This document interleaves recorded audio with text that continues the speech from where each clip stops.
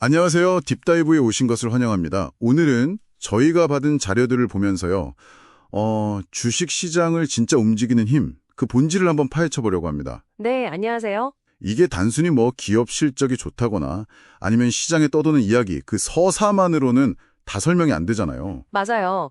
그 복잡한 상호작용, 특히 뭐랄까 예상 못한 변수들이 어떻게 작용하는지 보는 게 이번 분석의 핵심이죠. 네, 그래서 시장이 진짜 그럴듯한 이야기에 반응하는 건지 아니면 정말 기업의 펀더멘탈, 그 실적을 따라가는 건지 어쩌면 그보다 더 복잡한 뭔가가 있는 건 아닐까 이런 질문에서 시작해 보려고요. AI 같은 아주 강력한 서사도 있고 또 연준, 그러니까 페드에 보이지 않는 손도 중요하고요.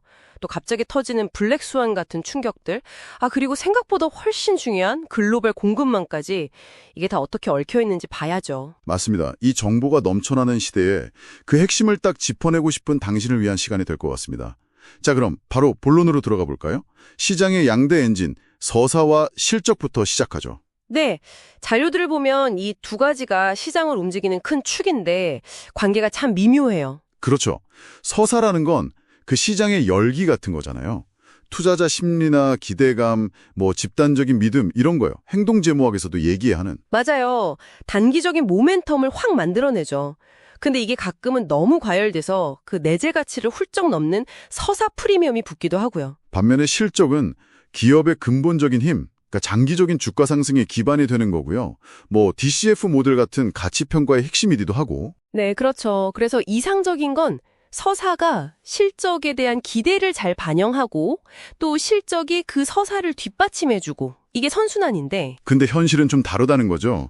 자료들 보니까 서사가 막 실적보다 저 앞에 달려가거나 아니면 실적이 잘 나왔는데도 서사가 없어서 시장이 외면하거나 이런 불일치가 꽤 자주 있다는 거예요. 정확합니다. 장기적으로는 결국 수렴한다고는 하지만 그 과정이 순탄치만은 않죠. 특히 요즘 제일 뜨거운 AI 서사를 보면 이게 딱 드러나요. AI요? 정말 강력한 서사죠. 생산성을 높이고 새로운 시장을 만들 거라는 기대감. 관련 주식들 멀티플이 엄청나게 올랐잖아요. 네, 엄청났죠. 근데 이 강력한 AI 서사조차도 결국 돈의 비용, 그러니까 페드의 금리 정책이라는 더 큰 흐름에서는 자유롭지 못하다는 분석이 인상 깊었어요. 그 점이 흥미롭네요. 그러니까 금리가 오르면 그렇죠. 금리가 오르면 AI에 투자하는 비용도 커지고 또 전반적으로 위험한 자산에 대한 선호도가 줄어드니까요. 아무리 AI가 좋아도 이 서사의 힘이 좀 약해질 수 있다는 거죠. 결국 AI가 단독 엔진이라기보다는 페드가 좀 우호적인 환경, 예를 들어 금리를 낮추거나 하는 그런 환경 위에서 추가적인 부스트를 주는 역할이다. 뭐 이렇게 볼 수도 있겠네요. 네, 상당 부분 그렇습니다.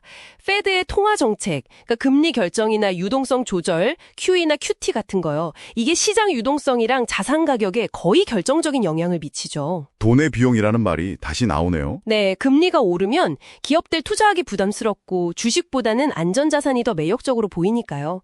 페드가 무슨 말을 할까 시장이 다 쳐다보고 있는 게 괜한 게 아니거든요. 근데 제가 자료 보면서 진짜 좀 놀랐던 건 2020년 이후 상황이에요.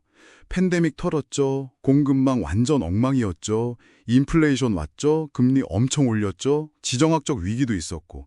와, 진짜 매년 뭔가 큰 게 터졌잖아요. 맞아요. 블랙스완의 연속이었죠? 그런데 S&P 500 지수가 이걸 다 맞고도 큰 폭락 없이 버텼다는 거예요. 심지어 실적 성장까지 했다는 분석도 있었고요. 이게 어떻게 가능했을까요? 그 회복력 정말 대단했죠. 자료들은 몇 가지 요인을 같이 짚어주는데요. 일단 정부나 중앙은행이 정말 발빠르게 정책적으로 대응했고요. 네, 돈도 많이 풀고 그랬죠. 그리고 기업들 자체의 적응력.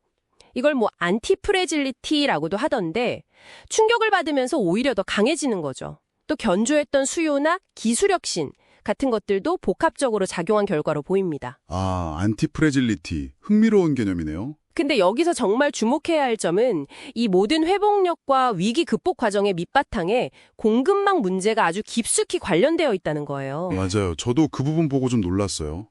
보통 미국 경제하면 서비스 중심이라고 생각하기 쉬운데 S&P 500 기업들 수익성이 보니까 글로벌 제조 경제나 공급망 안정성에 엄청 민감하게 연결돼 있더라고요. 핵심입니다.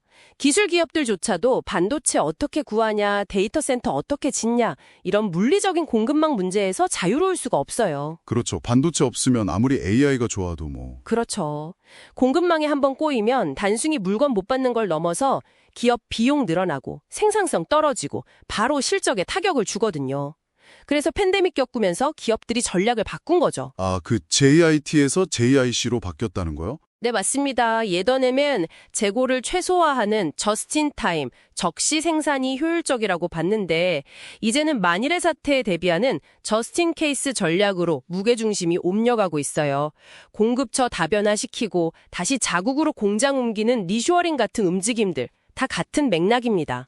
단순히 물건 만드는 공급망뿐 아니라 돈이 도는 돈의 공급망, 그러니까 글로벌 금융 시스템의 안정성까지 다 연결해서 봐야 한다는 거군요. 정확합니다. 상품의 흐름과 돈의 흐름이 다 얽혀 있는 거죠.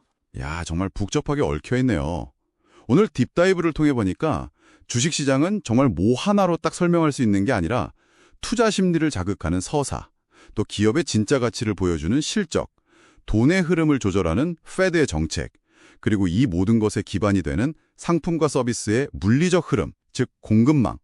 이 네 바퀴가 다 맞물려 돌아가는 거대한 시스템이라는 걸 다시 한번 확인하게 됩니다. 네, 맞아요. 특히 최근 몇 년의 경험은 그 공급망의 중요성을 정말 뼈저리게 느끼게 해줬죠. 시장을 제대로 보려면 이 전체 시스템을 좀 조망하는 시각이 꼭 필요한 것 같아요. 그럼 마지막으로 청취자분들께 질문 하나 던지면서 마무리할까 합니다. 방금 말씀하신 것처럼 많은 기업들이 공급망 전략을 과거의 효율성 중심, JIT에서 이제 안정성 중심, JIC나 다변화로 바꾸고 있잖아요. 네. 그럼 만약에 미래 또 다른 팬데믹이라든지 아니면 뭐 지정학적 충격 같은 예기치 못한 블랙스완이 다시 닥친다면 이 변화된 공급망 구조는 과거와는 어떻게 좀 다른 방식으로 이 복잡한 시장 시스템에 영향을 미치게 될까요? 안정성을 높였으니 충격 흡수력이 더 커질까요? 아니면 혹시 우리가 예상치 못한 또 다른 취약점을 드러내게 될까요? 이게 우리가 앞으로 계속 지켜봐야 할 흥미로운 포인트가 아닐까 싶습니다. 당신의 생각은 어떠신가요?